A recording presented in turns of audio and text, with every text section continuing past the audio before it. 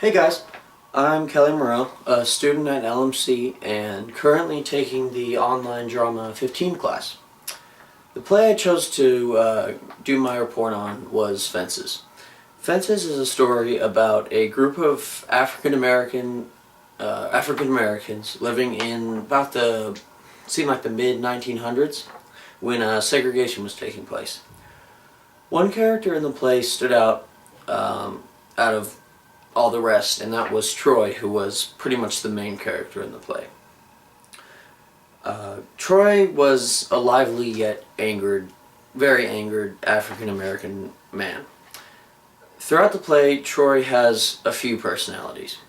At the very beginning of the play, Troy is portrayed as a funny, light-hearted guy. The first scene even involves him and his friend, Bono, talking and laughing. Troy tells humorous jokes about the current things happening in his life, while Bono sits and laughs along with them.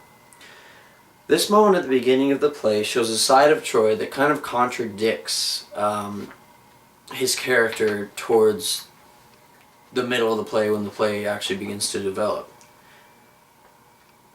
While at the beginning of the play, Troy seems like a fun, lighthearted, personable guy, his character towards his family later on in the play shows pretty much completely opposite.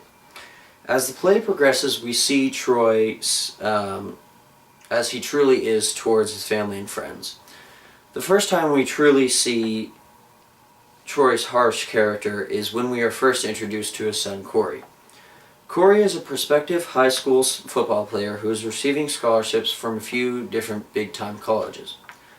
With all of this excitement and also a possible nerve of getting to play in college football and the nerve of actually being in college and all that, the hype, Corey decides to make sure that everyone is on board with the idea. Now, luckily, almost everyone is on board. Now, that word almost is a highlighted word because it's a big almost. Now, while everyone else he knows is on board with it, they think it's a great idea. Unfortunately, Troy is completely off board. He insists that Corey will get nowhere in life if he turns to sports because he feels that school and work is more important than sports. So when Troy finds out that Corey has quit his job and to focus on football, he goes on sort of, I guess you could call it, a rampage. He almost disowns Corey in a way due to his anger that he feels Corey is being lazy and not taking care of what he needs to take care of in his life. Now, as the audience watch the play, we can see that it's safe to assume that Troy has a history of bad decisions and a bad attitude. We learn towards the beginning of the play that Troy spent a decent amount of time in prison after he actually killed a man. This shows that the character of Troy had a history of violence and anger, and even actually he had an issue with alcohol too.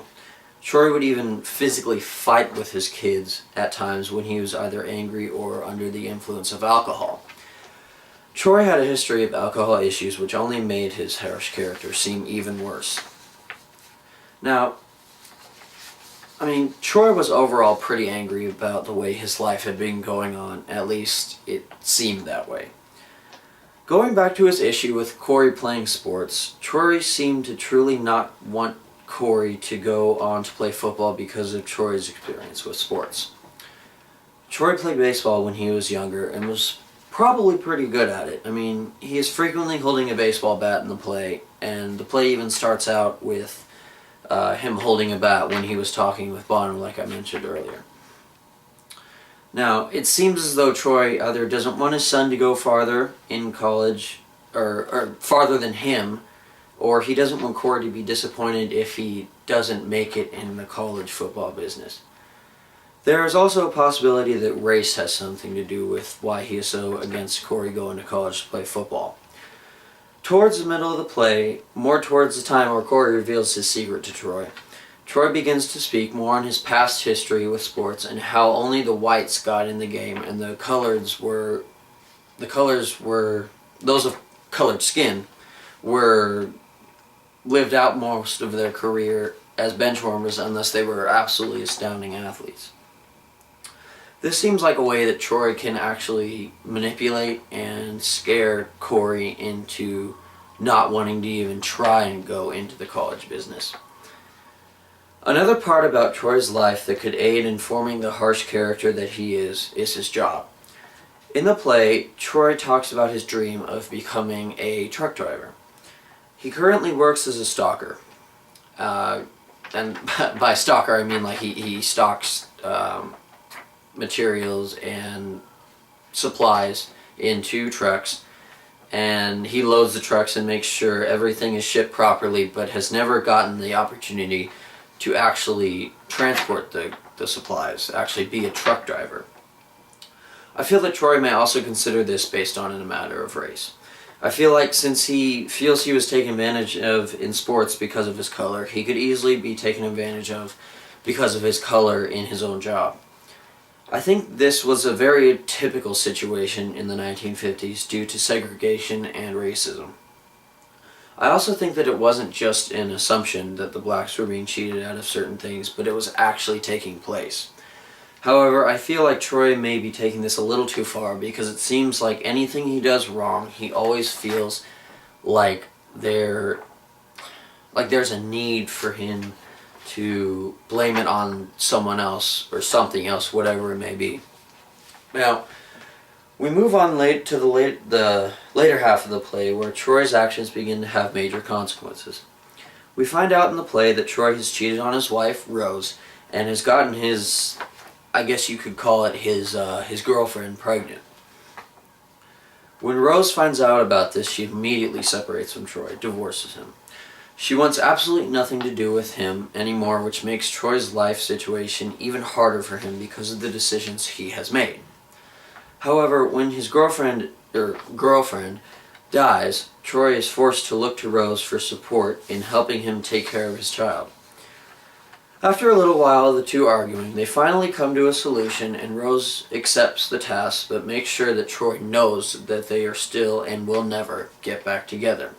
He is able to live with Rose, but they're more like people who know each other. They're not together at all. Now, towards the end of the play, we learn that Troy has eventually passed away. He's died. It was pretty sad due to the fact that it happened before he ever got the chance to truly change his way of living and the way he established relationships with those around him. I feel that the only main development Troy had was in the end when he realized how much he had taken for granted. At the beginning of the play, he seemed to take everything for granted. He didn't seem very appreciative of the things he had and would always express his anger about his life and his negative feelings for his family and what they were doing with their life. However, when practically everything he had was gone, he finally realized that he had to appreciate every aspect of his life before it was too late. Now, all in all, as I look back and I review this play, Fences, I really enjoyed it when I went to the play. I really, not to mention that it was free, but I really enjoyed watching how I think his name was August Wilson. Yeah, I think he's August Wilson. He was the writer of the play. He was really able to portray the real events that took place in that era, in like the 1950s and 1960s. So I felt that the play overall was just very well written. The characters were very well portrayed. The actors showed great emotion. Troy's character was perfect. The actor really got the emotion into it perfectly, spoke clearly, everything. The actor of Rose was great. Bono, Corey, everyone else. I just felt that this was a good play to review, especially to pick as my oral report, and I hope you... I hope you enjoyed this review, and I'm going to wrap it up there.